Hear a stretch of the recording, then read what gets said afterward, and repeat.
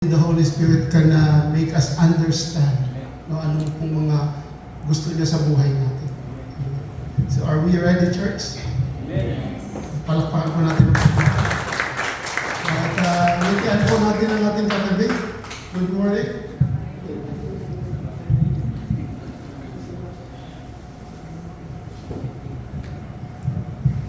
Good morning sa ating pong live audience. Hello. Hallelujah. Kahit po ilan po ba mga live audience natin? Hello, welcome po and good morning.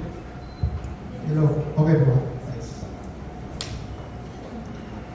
Okay. So, sa umagang ito, mga kapatid, ito po ay lagi po namin pinag-uusapan ng mga kapatiran sa Ford, sa Bible study. Every time na kami mag-uusap, lagi po itong nababanggit at maging sa aking trabaho, ito po ay amin din pong napag-uusapan. Ito po ang pumasok sa aking isip, no? At ito po ay kinonfirm ng Panginoon sa madaling araw. At ito po ay makikita natin sa sino po ang nakadinig na ng salita ni Jonah. Hallelujah. Hindi na po bago yan sa atin. Amen. Gas-gas na ba? Si Jonah, yung kinain ng malaking isda, ubali na. Hindi po tayo kindle ngayon, pero mukhang kindle tayo ngayon. Okay? Hallelujah.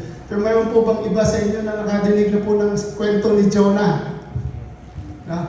Brother Orly, ano po yung kwento ni Jonah? Kinain siya ng isda. Familiar po at saka yun yung popular si Jonah, kinain ng isda. Ano pa ba? Ano pa? Anong kwento ni Jonah? Ano pa sis? Kasi lagi to sa Kindle daw eh. Ano ba si Jonah? Si Jonah po ba ay isang propeta? Amen? Si Jonah po ay katulad natin. Amen? Na medyo may katigasan ng ulo. No? Amen ba, Brother Randy? Hallelujah. Totoo po yun.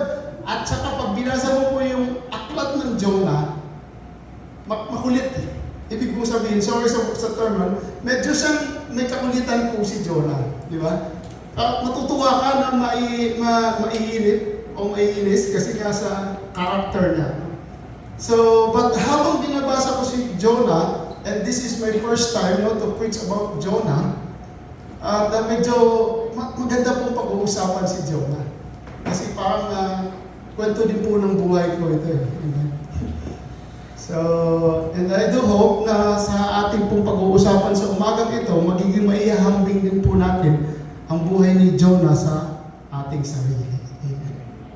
So, ang question po ngayon, bago po tayo tutuluyan na pag-usapan ng kwento ni Jonah, sino po ba dito ang tinawag ng Panginoon? Taas na kamay. Pinakamataas. Amen. Pag tinawag ka, huwag kang mahiya. Pag tinawag ka ng Panginoon, itaas mo yung kamay mo. Kahit na hindi ka tumugon, itaas mo yung kamay mo kung tumawag ka. Kasi pareho lang naman po tayo. Amen. Sa papalakpakan natin ng Panginoon. No? So kung ikaw po yun, kapatid, pareho po tayo. Amen. Ang ating pong pag-uusapan ngayon, ang kwento ni Jonah, na ito po ay patungkol sa pagtuturo, amen? Ng mali, no? Rebuke ng mga kasalanan, amen? At yung mga kukorek sa bawat isa sa atin. No? And most especially, ito po ay it's all about alignment. Alignment. So, ang ating pong pamagat sa umagang ito po ay alignment. Amen. Hallelujah. Nakita niyo na po ba yung painting na to? Familiar sa mga iba dyan, baka mahilig sa painting. Sino po bang mahilig sa painting po dito? Bago po yan, pag-usapan natin, noong last August 12, kasi po sumagi din po ito, no? There are planets, no? 6 planets na nag-align. Tama po ba? Hindi po tayo nakapanood kasi nga maulan dito. Tama. And meron pa, sumunod, ito po yung sa madaling araw ng August 12. So sa kanila po yun. Dito, yun, meron pang solar eclipse at saka meteor showers. Bihira lang po itong nagaganap, no? Na may tatlong sunod-sunod na pangyari sa kalawakan. And mind you mga kapatid, sa palagay nyo, itatanungin ko po kayo, sino po ang may ginagawa? Maaari po bang tao? Kaya po ba nila malalaking tao na tabi-tabi yung mga planeta?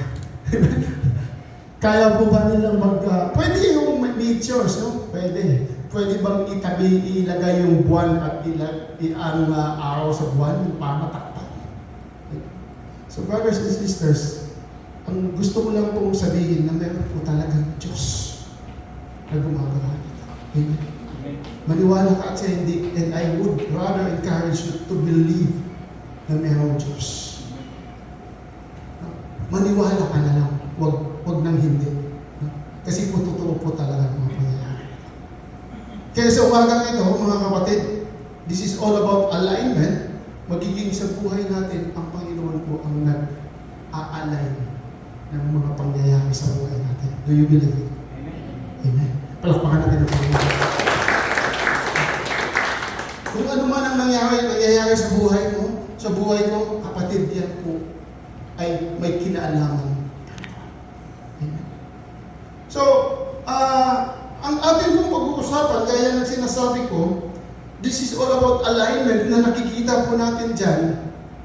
Alam niyo po, this is the painting of sikat na artist, si Michelangelo. No? Michelangelo.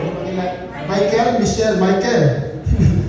Michael. Kasi Italiano siya, so it should be Michel.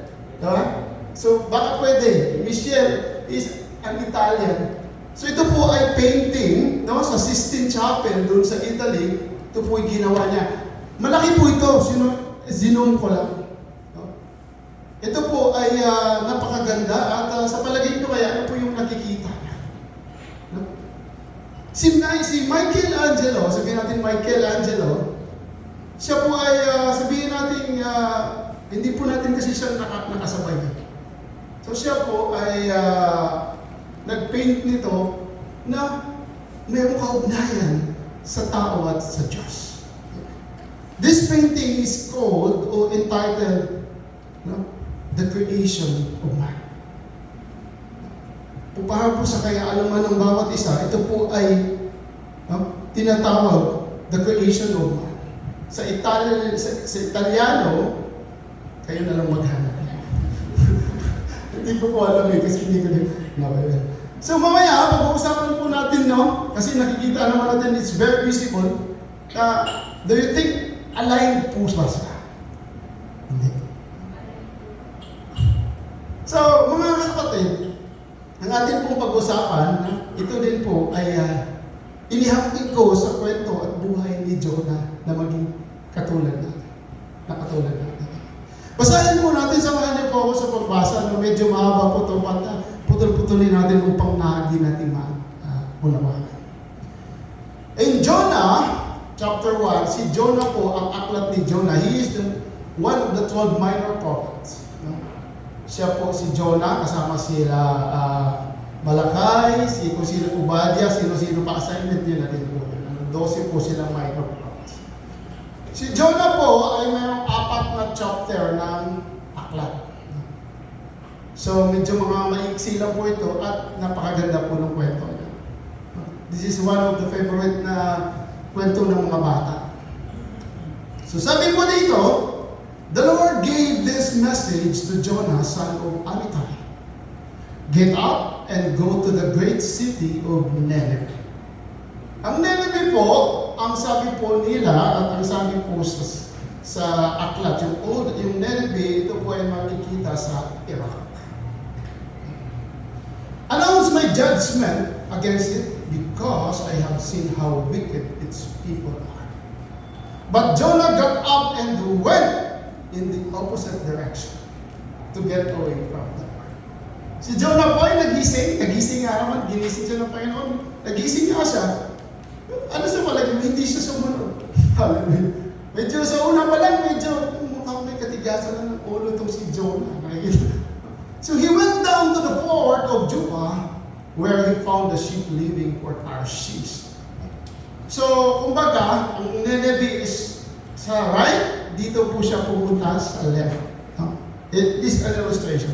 He bought a ticket and went on board, hoping to escape from the Lord by sailing to Tarshish. But the Lord hurled a powerful wind. No? Ang Diyos ay nagbigay o naglagay ng malakas na hangin, causing a violent storm na nagbambagyo, na malakas, hindi po biro to, that threatened to break the ship apart. Makin mo po yan, no? na medyo magandang panahon, but nung nakita ng Panginoon na si Jonah ay hindi po nakaalay, no? Naggawa po siya ng mga bagay upang malaman ni Jonah. But then, patuloy po natin. Fearing for their lives, kasama po yung mga kasama niya sa barko, the desperate sailors shouted to their gods for help and threw the cargo overboard to lighten the ship. So, nung mga nagbagyo na, sino na pa po nga nakasakay sa barko? Diba? Lalo na po pag medyo may mga alon na malalaki, nakakakaba po. Si Doc po ay kinakabahan din po, ayaw nila daw po sumakay sa barko. Kasi pumunta po kami ng probinsya, talagang medyo may bagyo, ang lalakas ng alon. So, medyo dumuduyan. But all this time, Jonah was sound asleep down in the hold. Wow, that's peace. Amamin mo, may bagyo na. Ang sarap pa ng tulog.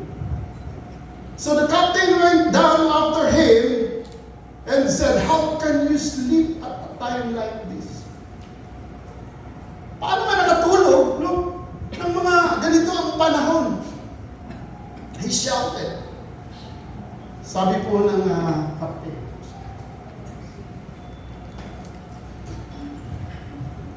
"Get up and pray to your God." Sabi po ng captain, "Maybe He will pay attention to us and spare our lives."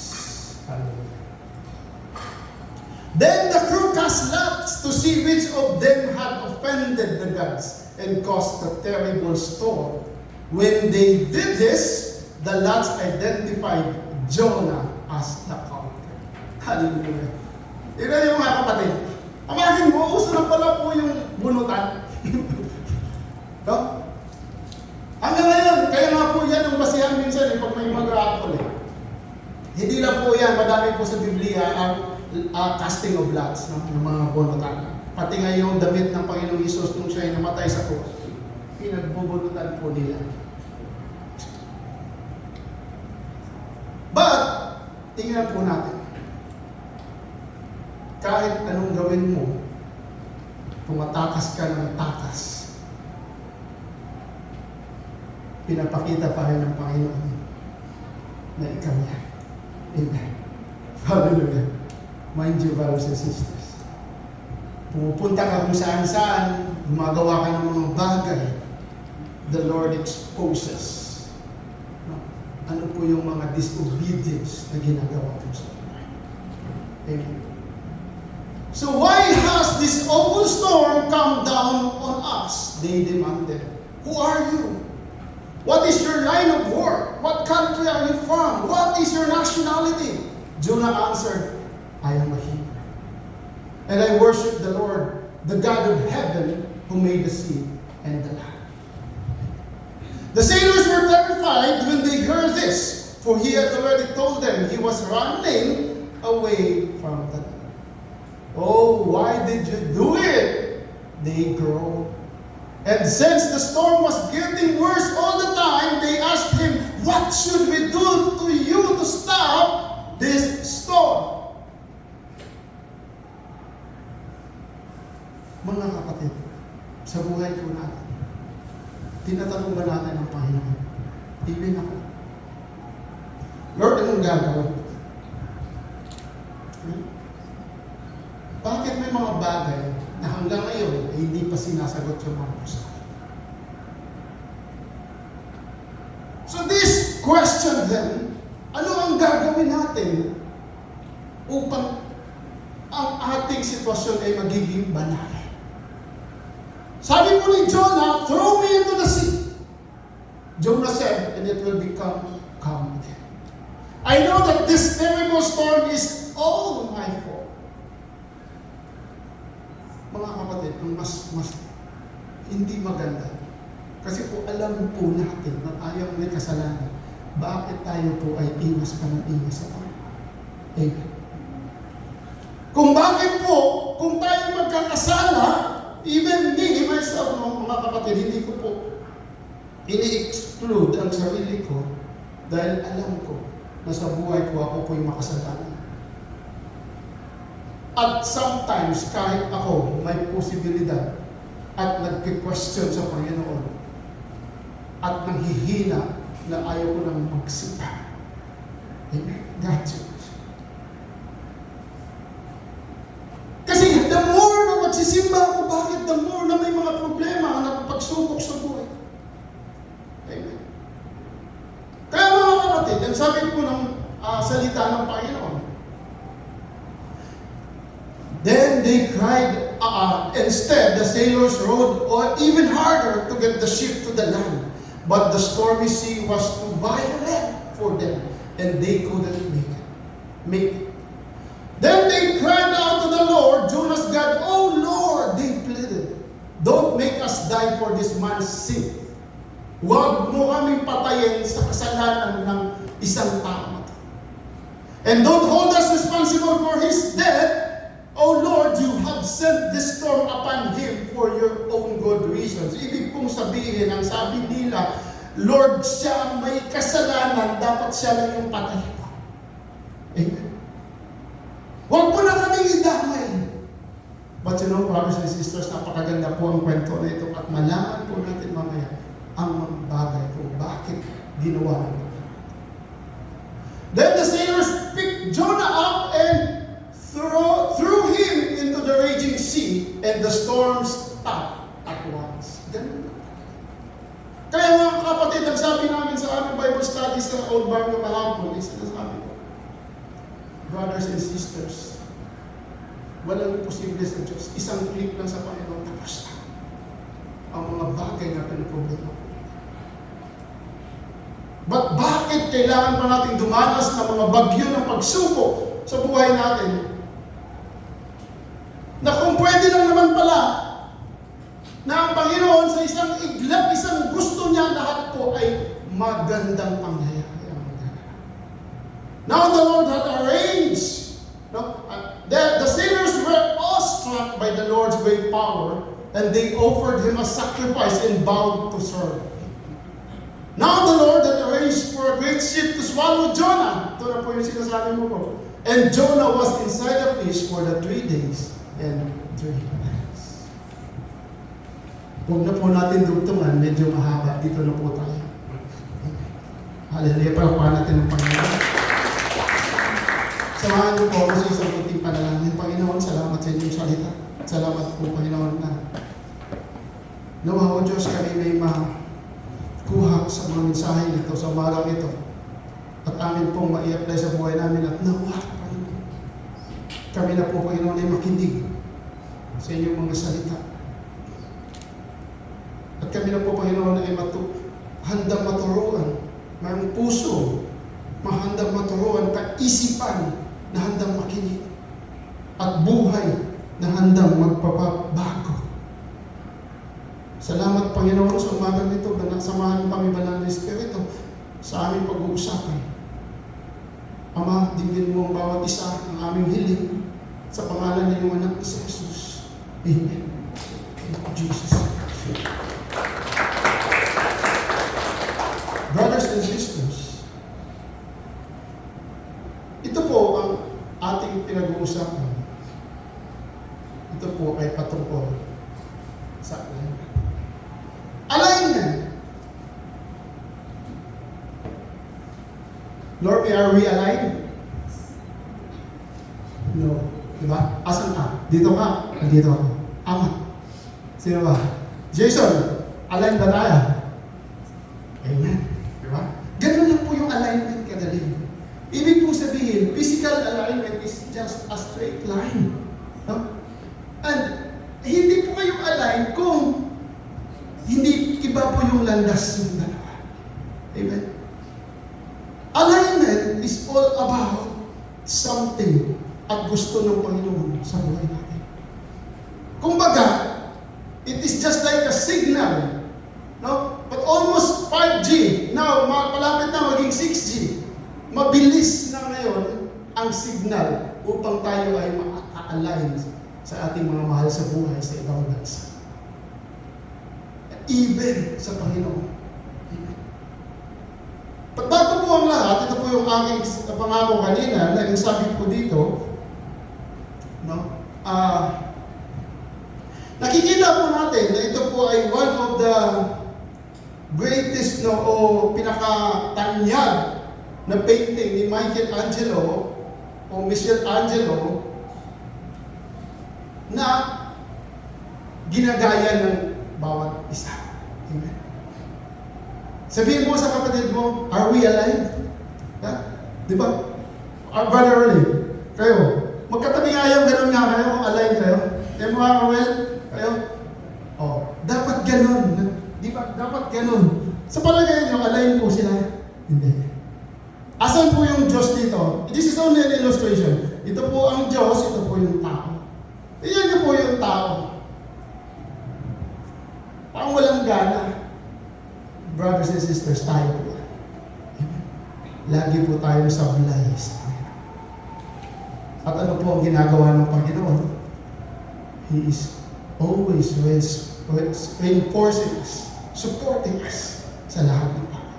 Yan po ang buong picture, no, na nakapaint sa ceiling ng Sistine Chapel doon sa Vatican.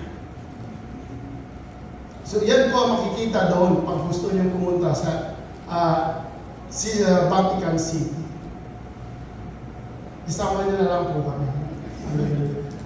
So napakaganda po yan.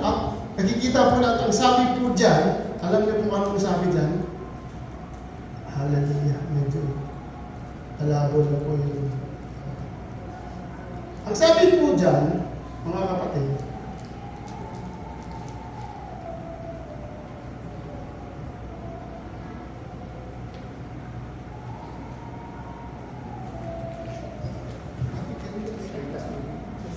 sa lapin po, sa laptop.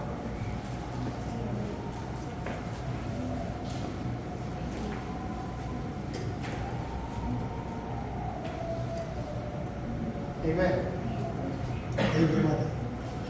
Ang sabi po dito, this is called the creation of man or creation of Adam. Ang sabi po dito, mga kapatid, nung ginawa po ni Michelangelo po ito, ang sabi po dito, that God's fingers stretches fully outward. Tingnan niyo po. While Adam's finger is bent at the last joint. It illustrates that God is always present. He never changes. Na sa lahat ng oras, lagi po siyang andyan, nakatayo, laging nakaabang sa bawat isa sa atin. So, but it is up to you and me, humans, no? Kung paano mo gawin yung buhay mo na i-align sa Kanya. Kuha po ba natin? Amen. Karapakan natin ang Panginoon. This is what the painting is all about. Ito po yung ginawa ni Michelangelo, ito po yung patungkol. Kaya nga dati, nung ako po nakita ko po ito, mas mahilig po yung mga kasama ko sa painting. Ginagaya po niya. No? Basta ganun lang. Hindi ko naman alam kung ano yan. Basta art lang kasi yan. Painting lang kasi. Yun pala po ang ibig sabihin. Para po sa hindi pa nakakalam, ito po yung sabi po diyan. It's called the creation of man. Mga kapatid, no?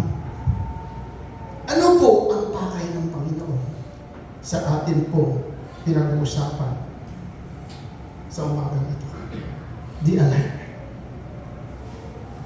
Si Jonah, ang sabi po dito, gusto ng Panginoon, baging ikaw at ako, gusto niya na tayo ay laging align sa lahat ng bagay.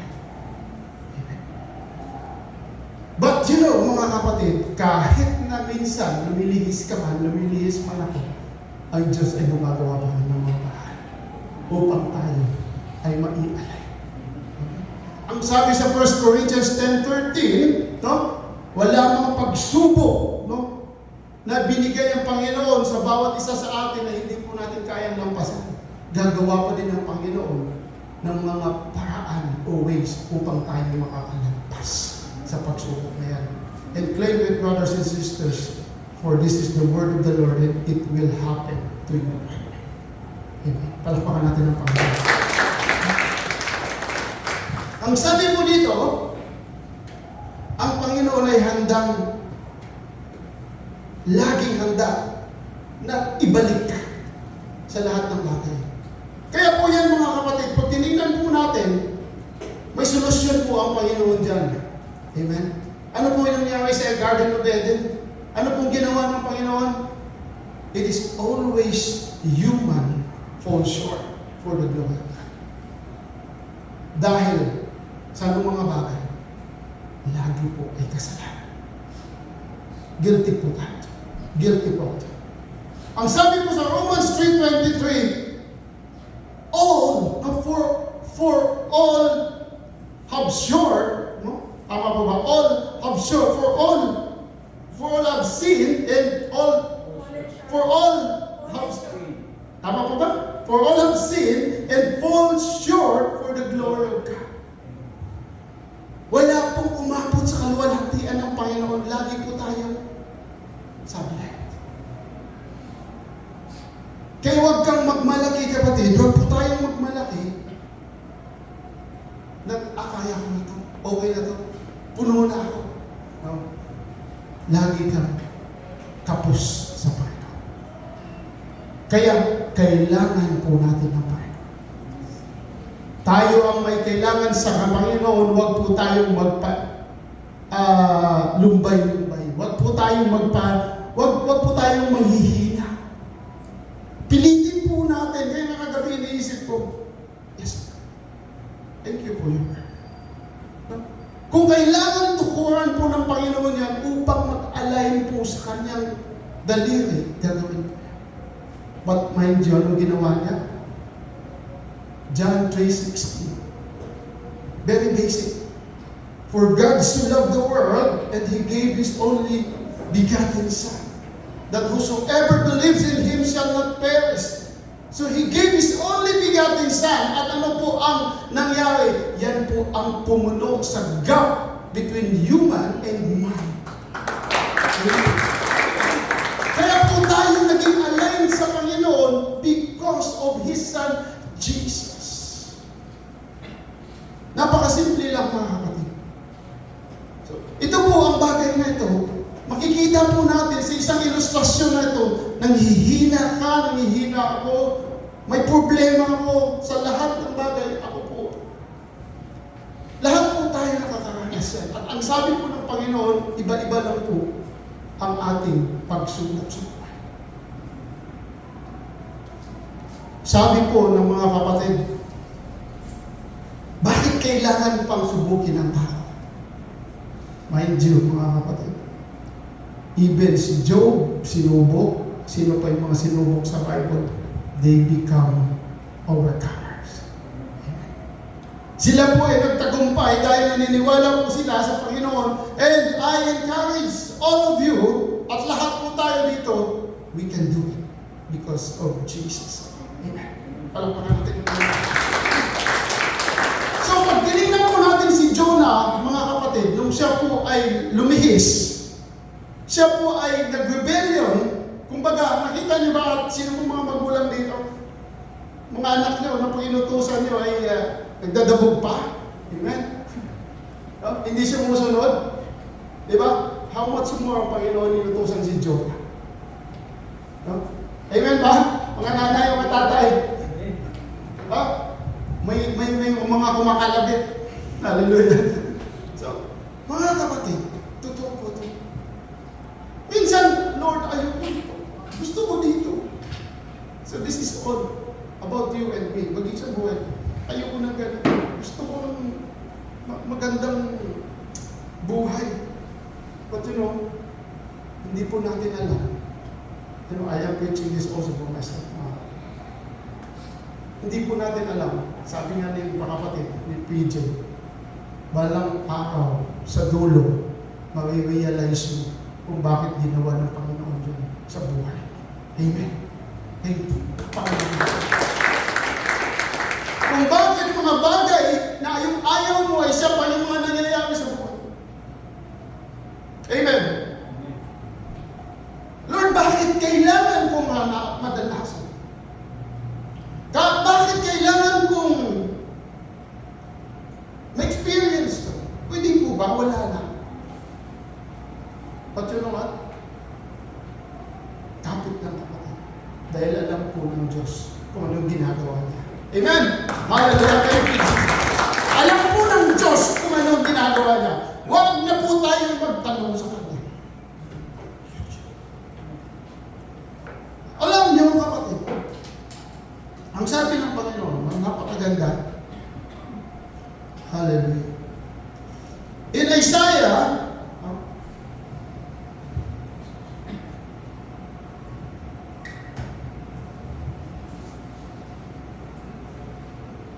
in Isaiah 30, verse, tingnan po natin.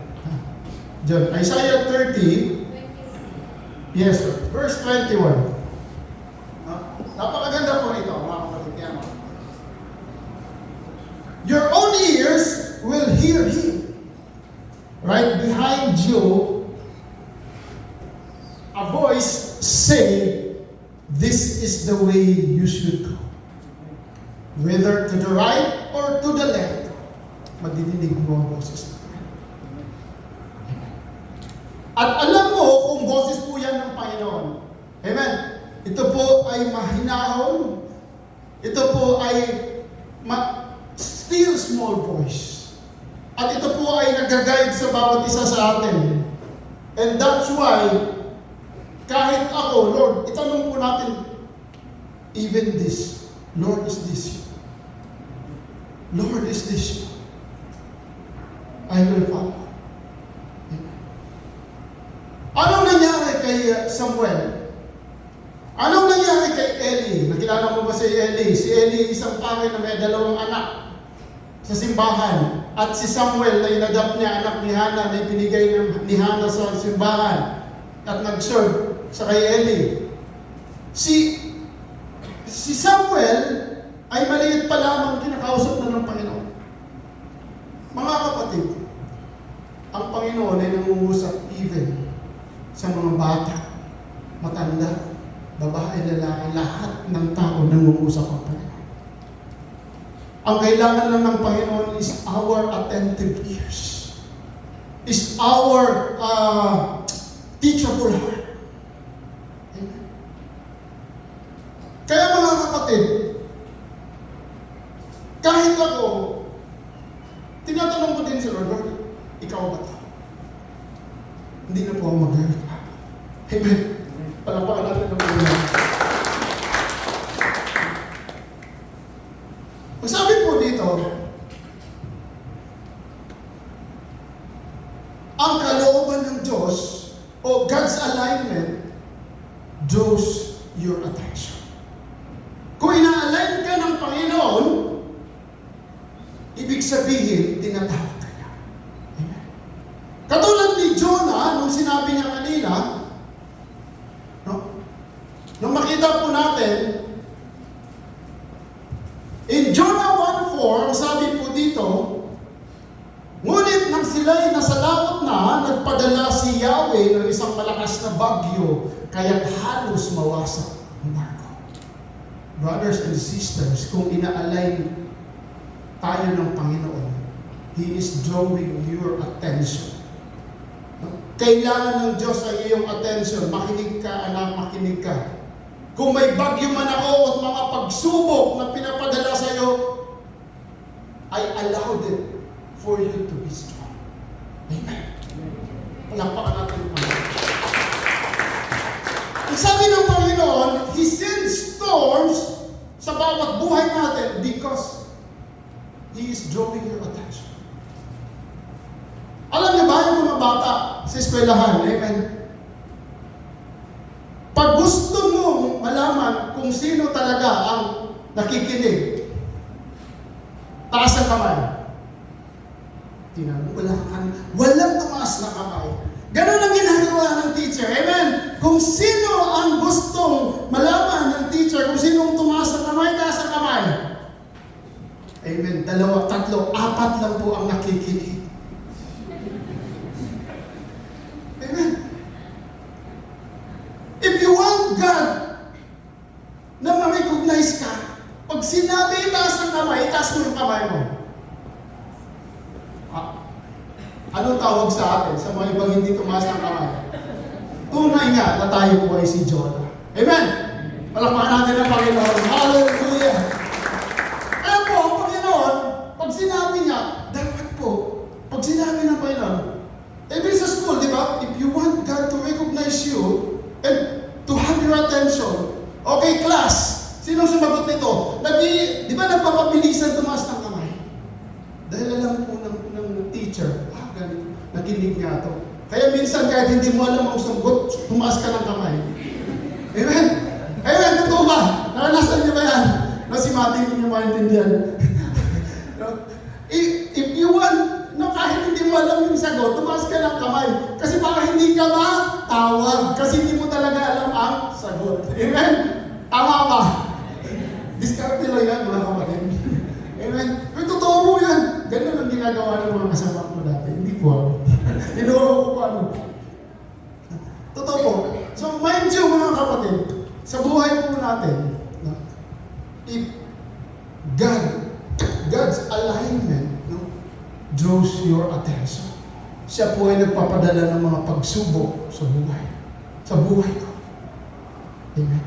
Kaya po, huwag po tayong mabigla, huwag po tayong mawawalan ng pag-asa. So, sabi po dito, in Jonah 1:5, hallelujah.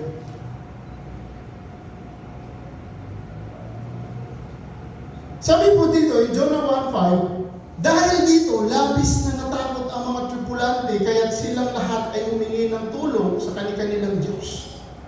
Pagkatapos inihulog nila sa dagat ang mga kargamento para gumaan ang sasakyan, samantala si Jonas naman ay hindi na natutulog sa isang sulok sa ibabang palapag ng dagat.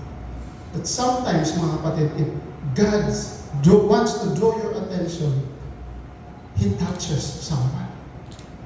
Gumagalaw po siya ng mga tao para ikaw ay gisingin at ikaw ay ilapit sa Panginoon. Amen? Tayo po bilang mga Jonah, may mga tao ang Panginoon na nilalapit at binibigay sa bawat isa sa atin. Kaya po tayo inabot ng salita ng Panginoon because may mga tao ang Panginoon na binibigay sa iyo para makilala sa. So gaya po dito, ng mga tao sa barko, kaya't silang lahat ay humingi ng tulong sa kanilang Diyos. Silang lahat ay nababagabag. Bakit anong nangyari? So God touches someone near you or sa bawat galaw mo. Ito ba yung tawag ng Panginoon? Lord, kinakabahan ako dito, baka madamay po ako. That sometimes, maging sa buhay mo, sa mga mahal mo sa buhay, pag may nagkakasakit, amen, lahat po damay. Amen. Hindi po pwede, ikaw, kung may nagkakasakit, ikaw po paisi-isi. No? You have to manalangin ka din para po sa Kanya. Pag may mga bagay, no, magiging isa, halimbawa, may problema ang iyong kapatid mahal sa buhay, manalangin ka. He uses or touches someone para magiging tulong mo at manalangin sa Diyos. Amen. So, kaya po mga kapatid, even, ang sabi po sa 6, no? Ang sabi po dito in 6,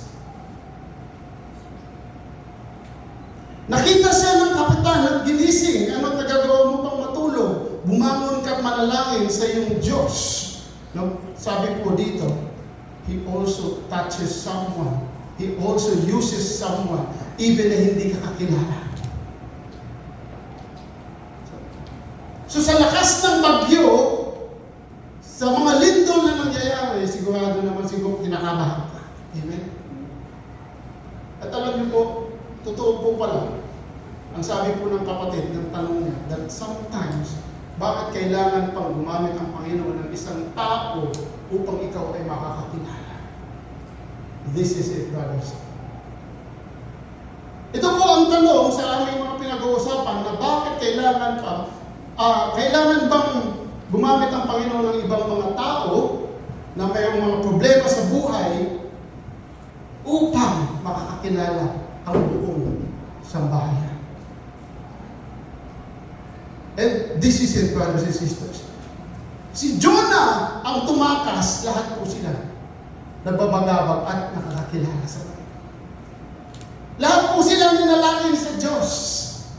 Maging hindi man Diyos ni Jonah sa kanilang Diyos. Kung ibig sabihin, meron po silang pag-aalala na pwede po silang malilipol dahil sa nangyayari. Pero alam po nila na ang dahilan ay si Jonah. No? Mga kapatid, ang sabi po dito, in verse 7 and 8, tama po ba? And you know what? Ito din po, ang pumasok sa isip ko na even David, si David po ay mayroong anak na namatay. Sino po nakakaalam? Ito po ay tanong din halos ng mga kapatiran namin, no? Na mahilig magtanong sa Bible study. Si David po, no, ay mayroong anak na namatay dahil sa kanyang pangangalo niya. In 2 Samuel, basahin po natin. That's why God uses someone para po ikaw ay tuluyang makakakilala sa Panginoon. In 2 Samuel chapter 12 verse 22 to 23, sumagot si David, noong buhay pa ang bata, ako'y nag-ayuno at tumangis sa pag-asa kung hahabagan ako ni Yahweh at pagagalingin ang akin. Ngayong patay na siya, bakit pa ako mag-aayuno? May babalik ko pa ba ang kanyang buhay? Balang araw, susunod ako sa kanya, ngunit hindi na siya makakabalik sa akin. Brothers and sisters, wala pong patay na nakakabalik kung di tayo ang pwedeng magbago upang makita natin ang ating mga mahal sa buhay doon sa langit. Only Jesus ang namatay na muling nabuhay. No, mayroon pa pong iba sa Bible, mayroon pa po pala sila Tabitha, no, mayroon pa palang account. Pero pag namatay na po sa langit, eh, hindi na po bumabalik. Only Jesus. Kaya po ang sabi ni David, bakit pa ako magluluksa?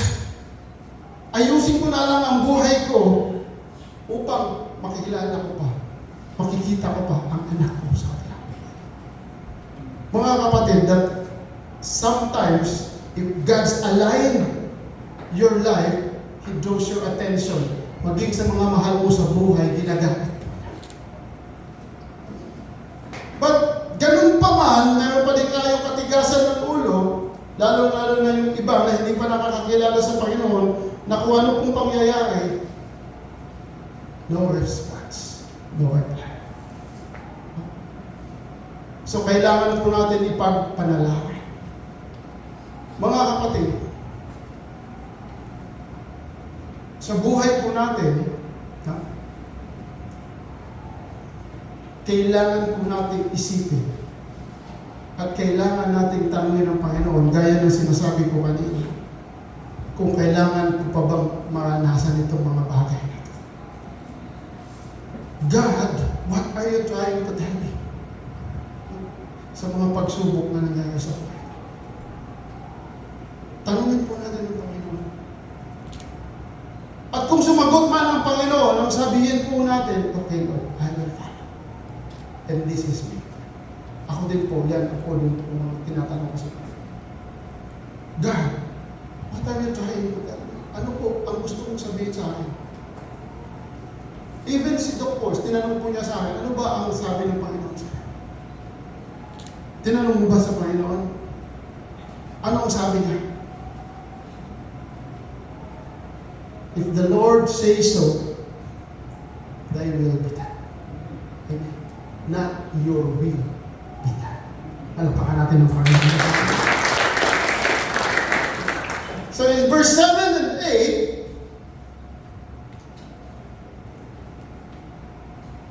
ang sabi po dito, nag-usap-usap ang mga tripulante, nagpabulunutan tayo para malaman natin kung sino ang dahilan ng lahat ng ito. Gayon nga ang kanilang ginawa at nabunot ang pangalan ni Diyos. Sometimes, if the Lord wants to align you sa buhay niya, He exposes your disobedience. Ipinapakita ng Panginoon ang iyong pagiging disobedient. So even sa kabuhay ni Jonah, amangin mo ba sa barko na medyo magulo, sa barko na may bagyo, nagbunutan pa po sila kung sino ang may kasalanan. At ano pong nangyari? Si Jonah nga talaga ang may kasalanan. Napaka-concise, napaka-precise. At totoo ang Diyos nagsasabi ng totoo. Amen. Palakpakan natin ang Panginoon. Hallelujah. Sa madaming tao, bakit si Jonah ang nabunot? Hindi po scam yun. Tingnan nyo, because God wants to expose Jonah of his disobedience. Ganon kagaling ng Panginoon. Amen, Lord God. Sa buhay natin, even sa buhay natin, okay Lord, I admit. So, mga kapatid, ang problema po talaga, hindi po yung mga tao minsan sa palibot natin. Hindi po ang issue. Ang problema po talaga, tayo. Tayo na hindi nakikinig sa salita ng Panginoon, guilty po.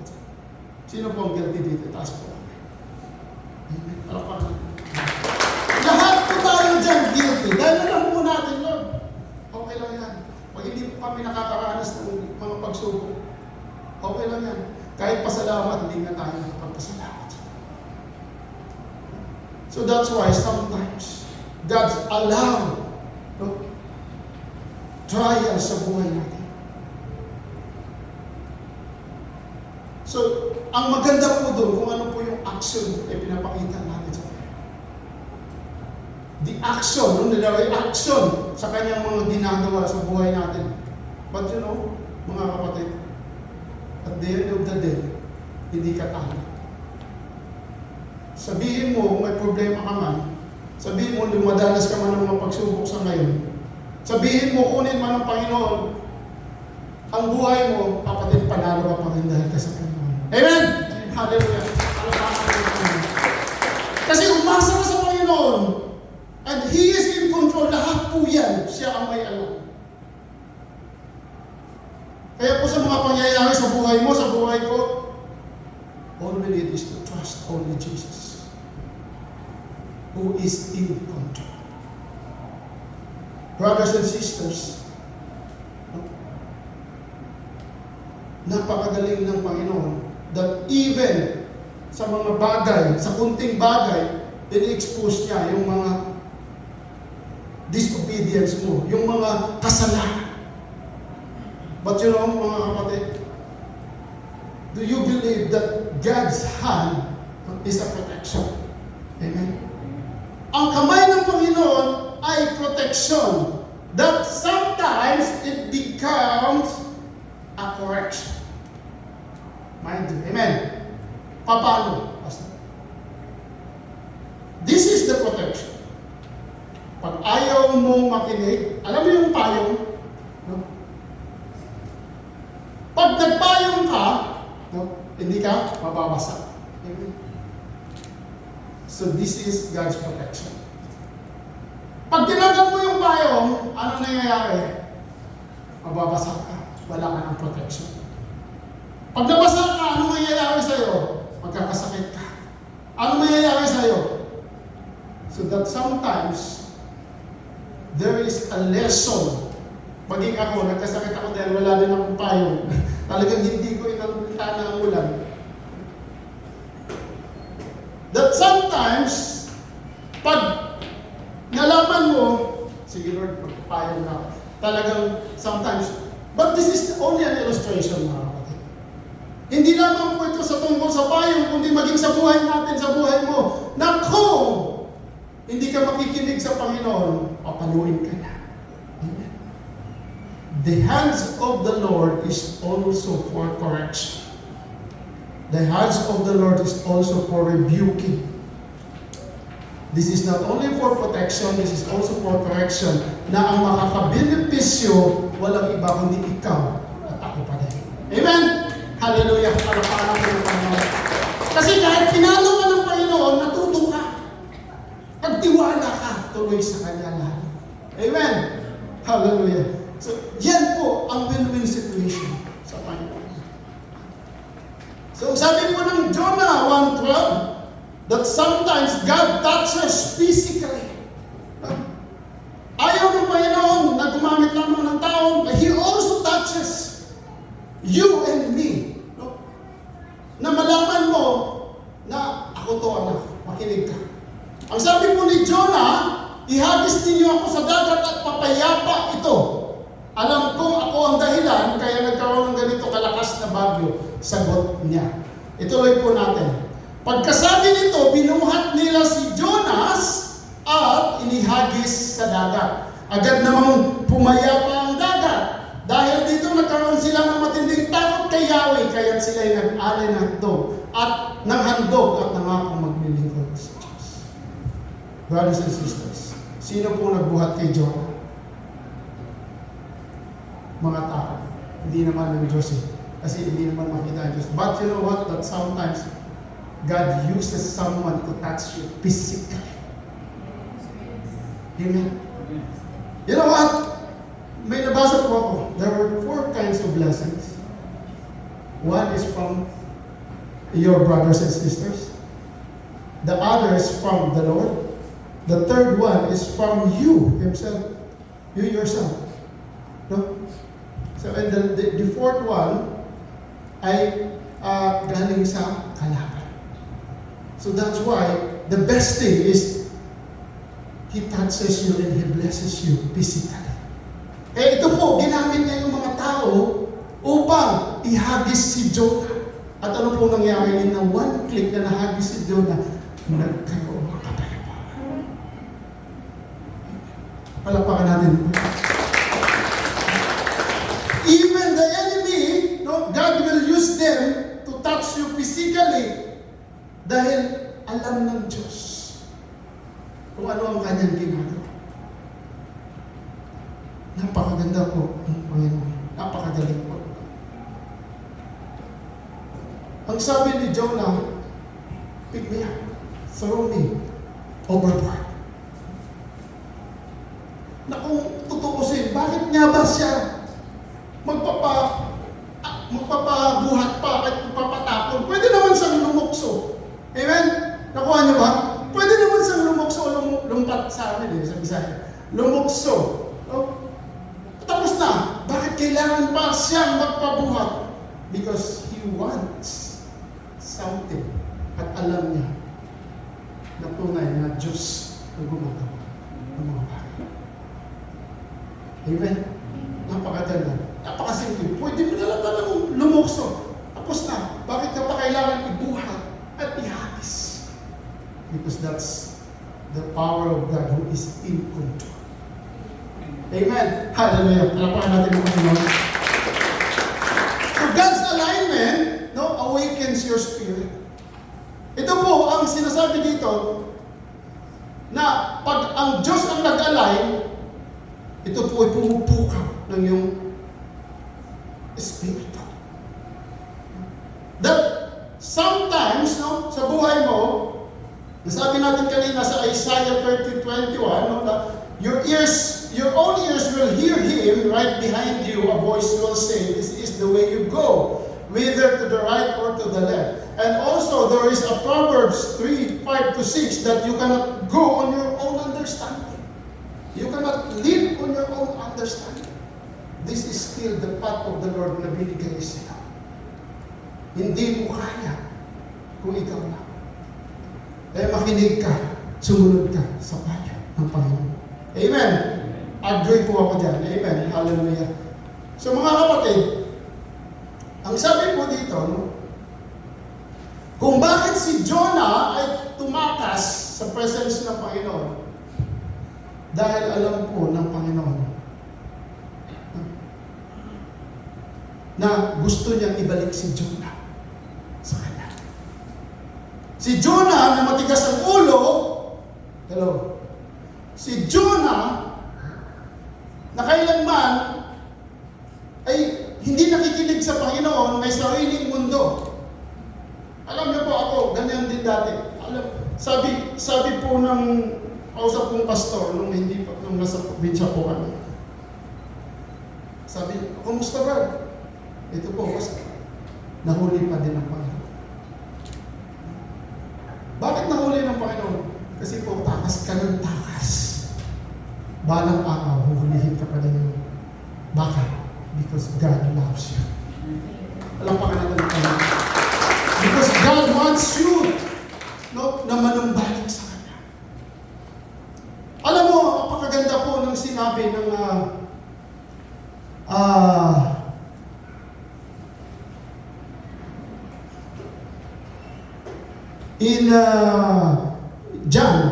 in John, yes. Yes. In 1, unang 1, 8 hanggang 10, no? No, may other doon. Yung 99. Yung 99, alam niyo po yung buhay ng 99 ships na iniwan ng Panginoon at hinanap yung isa? Wala ba dyan? Okay. Alam niyo po ang kwento ng 99 ships. Diba? The story of 99 ships na iniwan ng Panginoon at, okay, Luke chapter 15, okay, basahin po natin, napakaganda po ito. So Jesus told them this story, if a man has 100 sheep and one of them gets lost, what will he do? Would he leave the 99 others in the wilderness and go to search for the one that is lost until he finds him? Grabe ang Panginoon. Grabe ang pag-ibig ng Panginoon. Grabe ang grasya ng Panginoon. Kaya kung patuloy ka, naliligaw, hahanapin ka pa talaga. If God chooses you, He chooses you. Hindi ikaw ang pumili sa Kanya, siya ang pumili sa Kanya. And when He has found it, He will joyfully carry it home. Kakagahin pa niya pag nakita ka. That's the love. Kakagahin pa, kakapan niya. No? At ilagay sa kanyang balikat. When he arrives, he will call together his friends and neighbors, saying, rejoice with me, because I have found my lost sheep. Hallelujah. Among us are the lost sheep. Taas pa naman. Hallelujah. Palakpakan natin. Lahat tayo ay minsan naligaw at nawa hindi na po tayo tuloy. Brothers and sisters, nung sinabi po ng Panginoon, Jonah, go to Nineveh. That's the obedience, no? And the command of the Lord na hindi nagbago. Laktawan po natin ang chapter 2. Punta po tayo sa chapter 3. Ang sabi po ni chapter 3, in Jonah chapter 3 verse 2, no? Kaya po ba dyan, guys?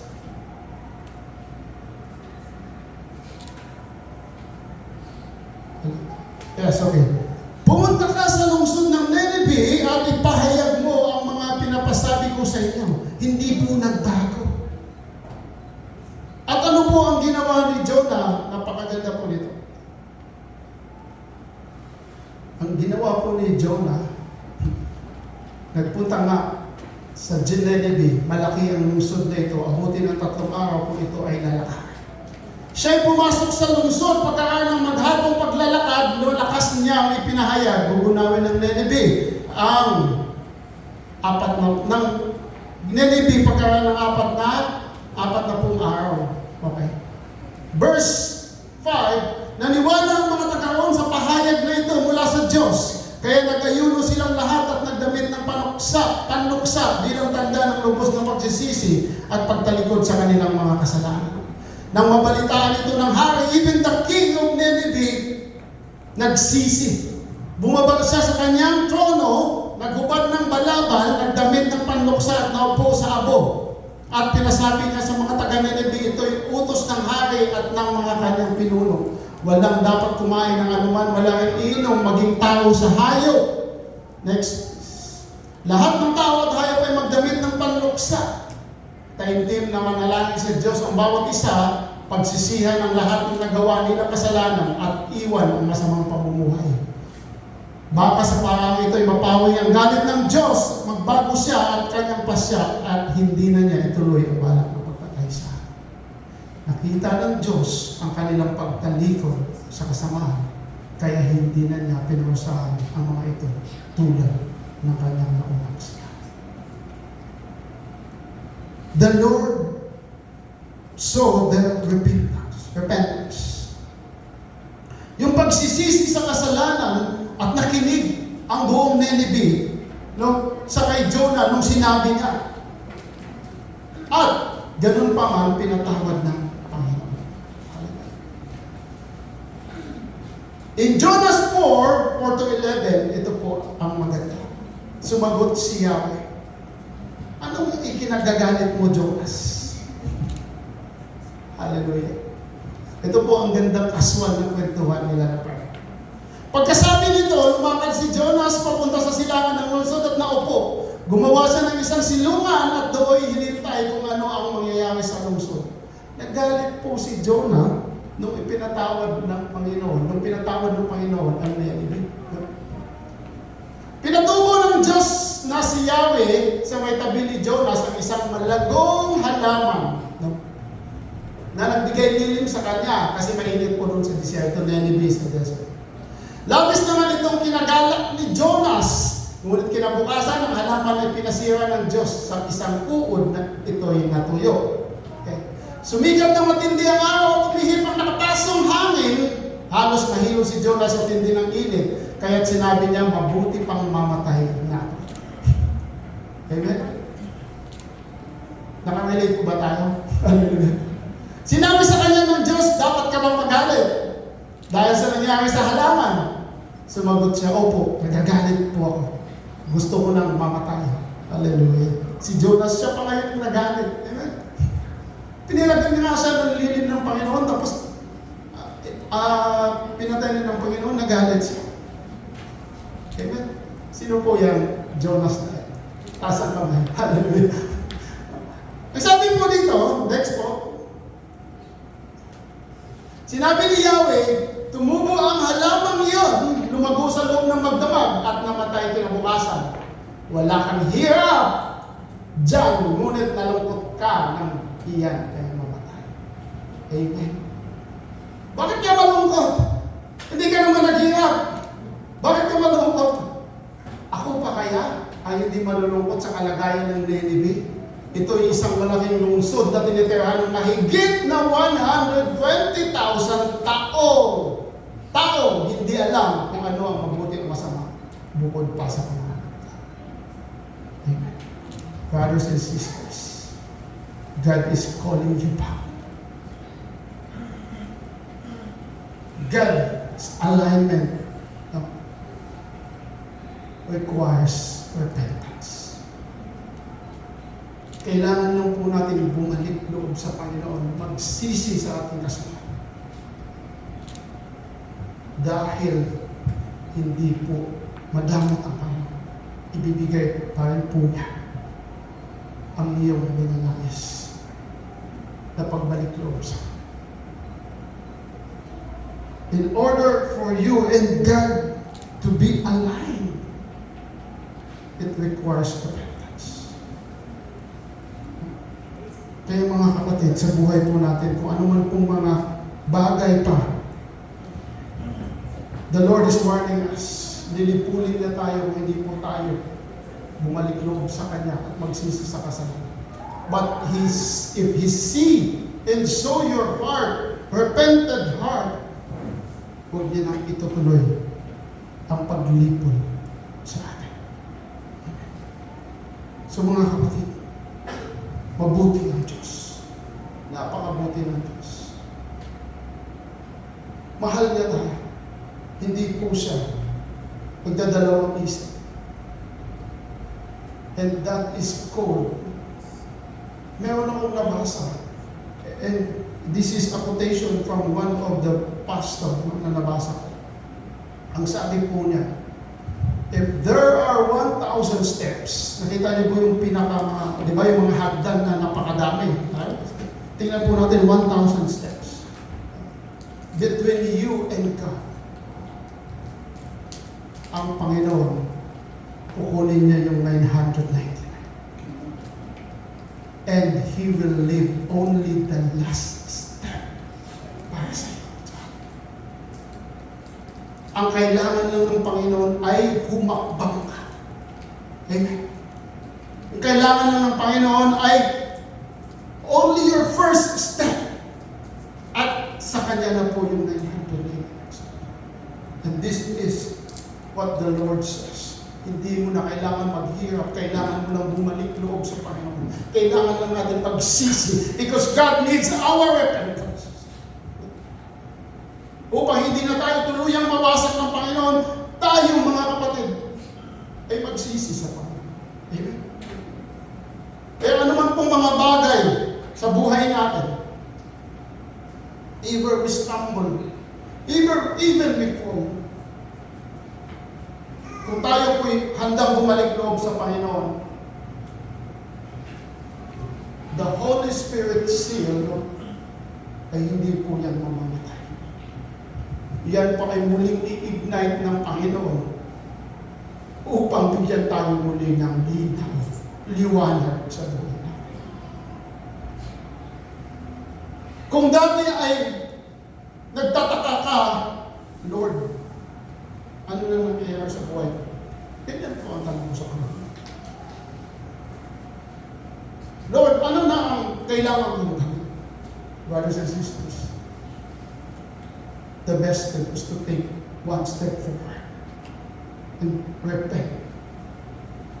Because the Lord needs you. And the Lord wants you to come back so that you and Him will be alive. Mahina ka man, lupaypay man yung daliri mo, kapatid, ibigay mo sa Panginoon. Maghihina ka na, pagod ka na sa buhay, continue. Ipagpatuloy po natin, subukan natin na i-align muli ang buhay natin sa Panginoon. Maniwala, mananampalataya. Dahil ang apoy ng Panginoon, the Holy Spirit, ay muling i-ignite. And this Jesus na ating Diyos na handa i-align tayo at punuin yung gap doon sa missing piece in between you and God the Father. He will be with you. He will give you support. At yan po ang panghahawakan natin. Amen. Kaya po, mga kapatid, ang kwento ni Jonah, maging kwento po ng bawat isa sa atin, ito po ay napakaganda po, simple. Pero alam po natin, nawa, may nakuulot po tayo sa buhay ni Jonah, magiging, sa ating mga buhay na kailangan po natin magsisi sa kasalanan, bumalik loob, at magiging obedient sa tawag ng Panginoon. Amen. Palapakan natin ang Panginoon. Tayo po tumayo.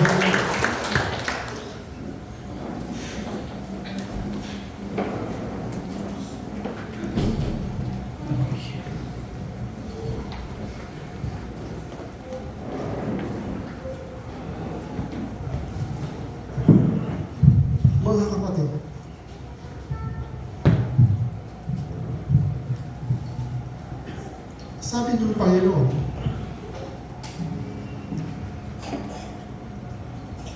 lahat po tayo ay hindi nakaabot sa kalwalhatian ng Diyos. Amen.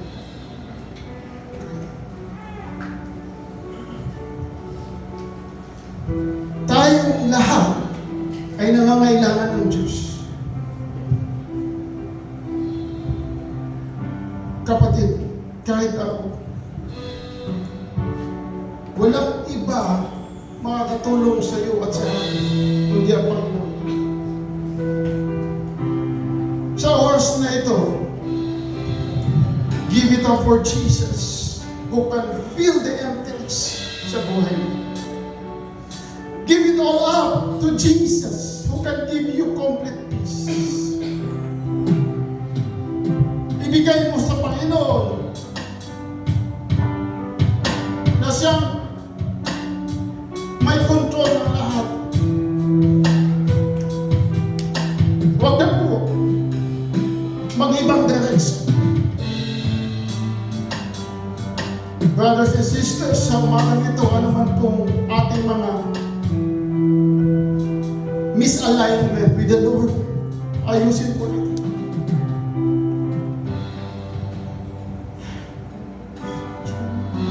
Basagin po natin ang mga bagay.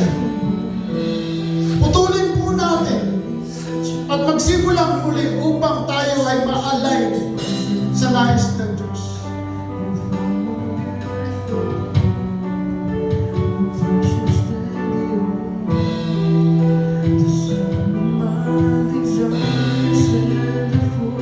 Come on, church. Feel the presence of the Holy Spirit right now. If the Lord is calling you once again